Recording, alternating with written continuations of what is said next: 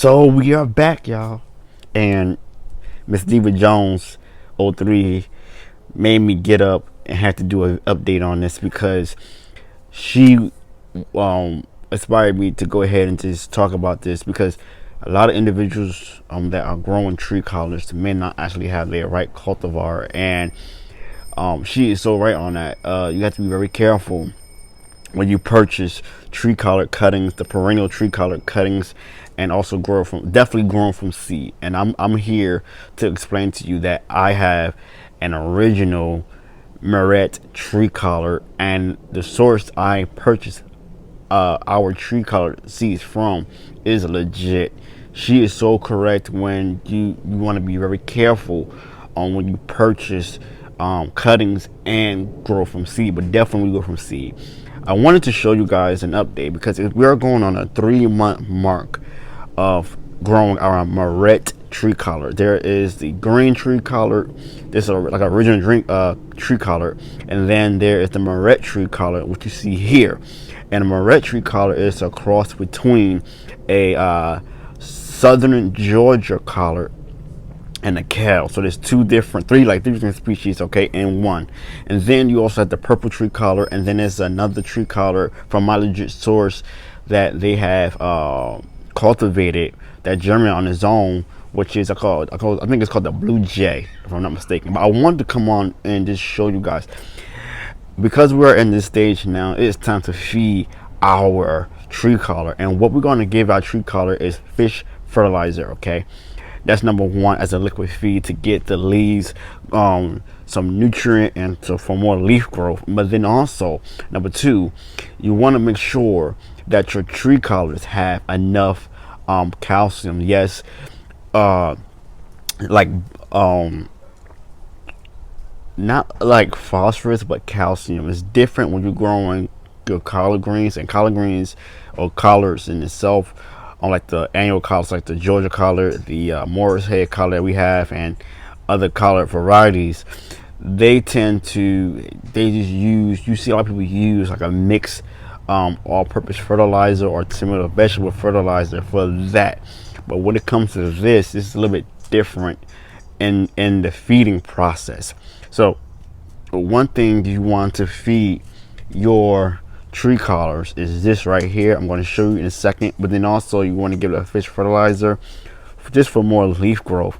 Third, you want to also give it some minerals, and that is rock dust, okay, for mineralization, to make sure that not only that the plant itself or the vegetable itself is getting that mineral content, but also your body, you're getting the nutrients that you need and the vitamin D that you need. All right, so let me show you what I'm talking about. The calcium that I'm talking about is this, and this was recommended from my legit source. I'm going to give you the website to go to purchase your tree cuttings, your live plants, or even your seeds. But let me just show you what I'm going to do with our cuttings, with our feeding.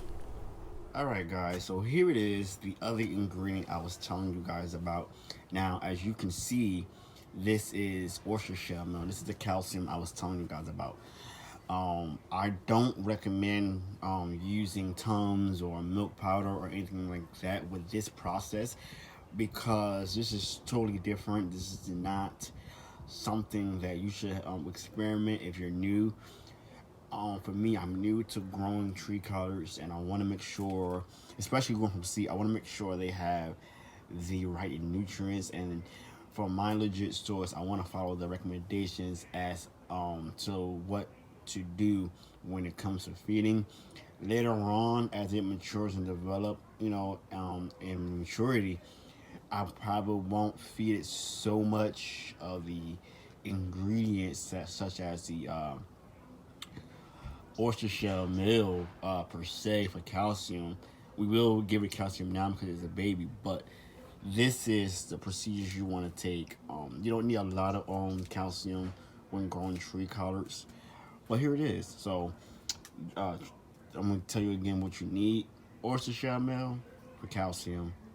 You need fish fertilizer or fish emulsion, and then you also need your rock dust, as a rock dust. Those are the three ingredients for growing tree collards the right way. You want to give them the right nutrients at the right time. So let me show you what I'm going to do right now.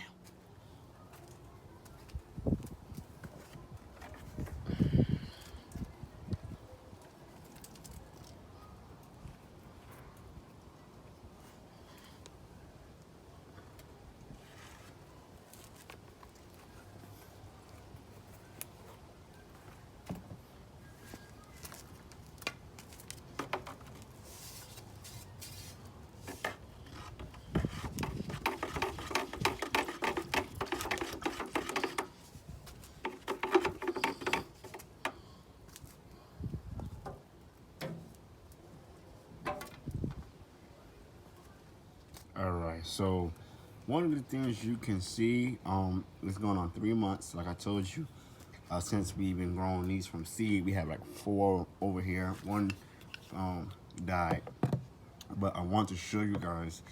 As you can see, so my hands got ashy from me pouring the oyster shell milk, but these are the baby leaves, okay, of the Moret tree collar. And so to save the energy of the Moret tree collar, we want to go ahead and remove these baby leaves off, okay? And it's okay to just put them there as you see, okay? So now the energy is gonna focus on the leaves here and spread out in between. So that's one thing you want to do. So now I'm going to get, and this is a lot, okay? First of all, but we have mustard greens in here too, so they couldn't use some of it as well. So what we're going to do is just gradually pour our oyster shell okay, now I gotta be very careful here because these, as you can see, stems are very not so huge as a mature tree collar, so you want to be very careful because as you can see the difference, this one is thick, this one is not. Okay, you can see the difference. So you have to be very careful when doing this in the process. Okay, and I moved the mulch back so that it can get in, the grain of feed could get into the soil, and then we'll do the same thing from here. And just, right, I'm just gonna pour a little bit in between.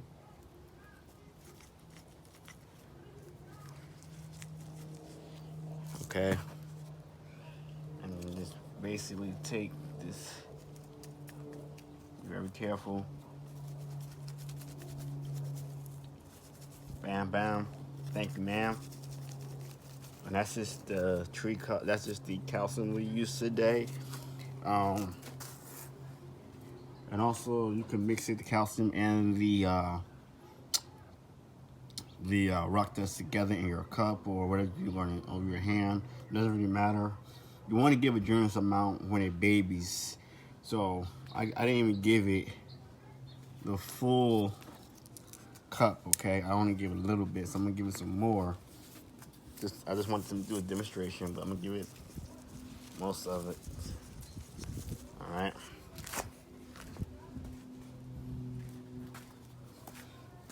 So it got like a half a cup of the calcium,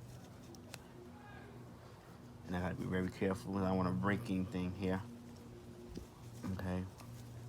In the process of doing this, and then it's okay.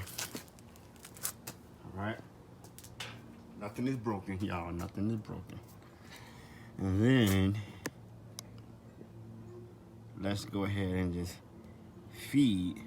give it some fertilizer. Fish fertilizer, that is. All right, guys. Now you can tell it's evening. I'm just getting off of work, but I want to finish showing you guys how to go ahead and apply your fish fertilizer. This is a soil drench away. Okay, now because it's evening, if you want to do a foliar spray, what you would do first is wet the leaves and then add the solution. Okay, but however, this is a soil drench.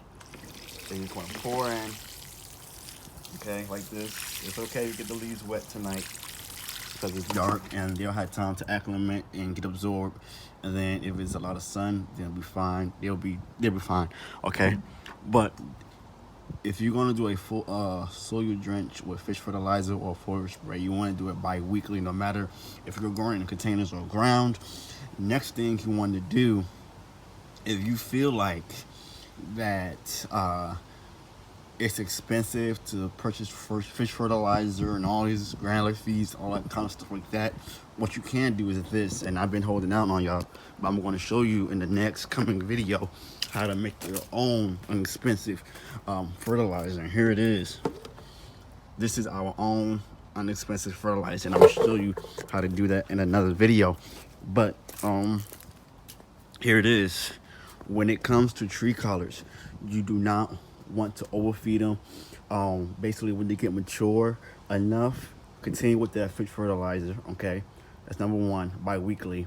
Number two, every once a year. Okay, you want to give it some calcium. The calcium I showed you was the oyster shell calcium. Do not use any Tums or milk powder or a gallon of milk that's in your refrigerator. Don't do that. And also you want to give it mineralization with rock dust azomite, and always feed it compost and earthworm castings. Earthworm castings is a must when it comes to feeding anything in your garden. It is very beneficial, very nutritious to the vegetables, vegetation, and also very nutritious for the soil health. I am NJ Cali Gardener. I'm freezing right now because I have a short sleeve shirt on. I got to get back in the house. It's got cold. Temperature dropped out here in Central Valley of California in Zone 9B. So I'm used to the cold, but my blood, it changed ever since, I moved out here to Cali from New Jersey. So that says a lot, right? Anyway, but you want to make sure that when you're growing from seed, okay, guys, that you take the extra precaution to give it what it needs, okay, and then you come back down later on as it matures. I just wanted you guys to know that. I'm NJ Cali Gardener. Thank y'all for watching. Until next time, peace. Subscribe, like, and share.